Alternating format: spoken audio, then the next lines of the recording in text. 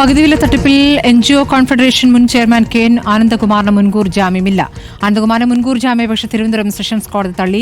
റിനു ശ്രീധർ വിവരങ്ങളുമായി. റിനു, വളരെ പ്രധാനപ്പെട്ട വാർത്തയാണ്. ആനന്ദകുമാറിന് മുൻകൂർ ജാമ്യമില്ല, എന്താണ് അറിയാനാകുന്നത്?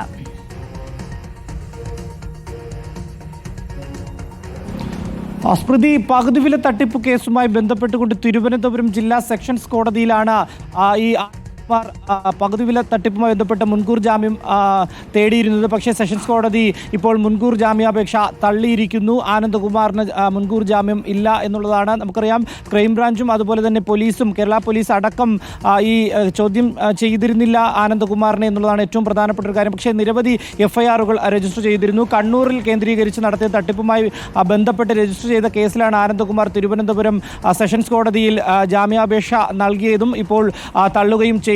നേരത്തെ EDയും അതുപോലെ തന്നെ ED അടക്കം സായിഗ്രാമിലും അതുപോലെ തന്നെ ഇദ്ദേഹത്തിൻ്റെ വീട്ടിലും പരിശോധന നടത്തുകയും ഇദ്ദേഹത്തെ ചോദ്യം ചെയ്യുന്ന അടക്കമുള്ള നടപടികളിലേക്ക് കടക്കുകയും ചെയ്തിരുന്നു. ഇനി ഏറ്റവും പ്രധാനപ്പെട്ടത് ഈ മുൻകൂർ ജാമ്യാപേക്ഷ തള്ളിയത് കൊണ്ട് തന്നെ ക്രൈംബ്രാഞ്ച് അല്ലെങ്കിൽ കേരള പോലീസ് ഏതെങ്കിലും തരത്തിലുള്ള ഒരു അറസ്റ്റ് ഉൾപ്പെടെയുള്ള നടപടികളിലേക്ക് പോകുമോ എന്നുള്ളതാണ്. നിലവിൽ അത്തരമൊരു നടപടികളിലേക്ക് കടന്നിരുന്നില്ല എന്നുള്ളതാണ് ഏറ്റവും പ്രധാനപ്പെട്ട ഒരു കാര്യം. ഇനി അദ്ദേഹം ഹൈക്കോടതിയിലേക്ക് ജാമ്യാപേക്ഷ സമർപ്പിക്കും എന്നുള്ളതാണ് നമുക്ക് ലഭിക്കുന്ന വിവരം. അങ്ങനെ സമർപ്പിക്കുകയാണെങ്കിൽ പോലും ഈ അന്വേഷണ സംഘം ചിലപ്പോൾ അറസ്റ്റ് നടപടികളിലേക്ക് കടന്നേക്കാം എന്നുള്ളൊരു സൂചനയും ലഭിക്കുന്നുണ്ട്. സ്മൃതി, ഈ മുൻകൂർ ജാമ്യാപേക്ഷ തള്ളിക്കൊണ്ട് തിരുവനന്തപുരം സെഷൻസ് കോടതി വ്യക്തമാക്കുന്നത് എന്താണെന്ന് അറിയാനാകുന്നുണ്ടോ?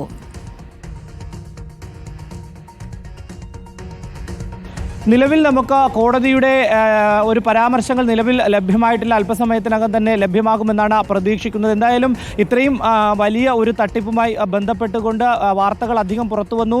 ED അടക്കം ഇത് കേസ് ഏറ്റെടുക്കുകയും അന്വേഷണം മുന്നോട്ട് കൊണ്ടുപോകുന്ന ഒരു സാഹചര്യം, ഈ സായി ട്രസ്റ്റിൻ്റെ ചെയർമാൻ കൂടിയായിട്ടുള്ള ആനന്ദകുമാറിൻ്റെ വീട്ടിലടക്കം പരിശോധന നടത്തി ചോദ്യം ചെയ്യുന്ന ഒരു സാഹചര്യം ഉണ്ടായിട്ടുണ്ട്. ഈ സാഹചര്യം കൂടി കണക്കിലെടുത്ത് നേരത്തെ തന്നെ നിയമവിദഗ്ധർ പറഞ്ഞ കാര്യം മുൻകൂർ ജാമ്യം ലഭിക്കില്ല എന്നുള്ളതാണ്. ആ രീതി തന്നെയാണ് ഇപ്പോൾ കോടതിയുടെ നടപടികളിൽ നിന്നും നമുക്ക് മനസ്സിലാക്കാൻ കഴിയുന്നത്. എന്തായാലും ഹൈക്കോടതിയിലേക്ക് തുടർ നടപടിയുടെ ഭാഗമായി ആനന്ദകുമാർ മുൻകൂർ ജാമ്യാപേക്ഷ നൽകും എന്നുള്ള വിവരം കൂടി ലഭിക്കുന്നുണ്ട്. സ്മൃതി, ശരി. പകുതിവില തട്ടിപ്പിൽ എൻജിഒ കോൺഫെഡറേഷൻ മുൻ ചെയർമാൻ കെ എൻ ആനന്ദകുമാറിന് മുൻകൂർ ജാമ്യമില്ല.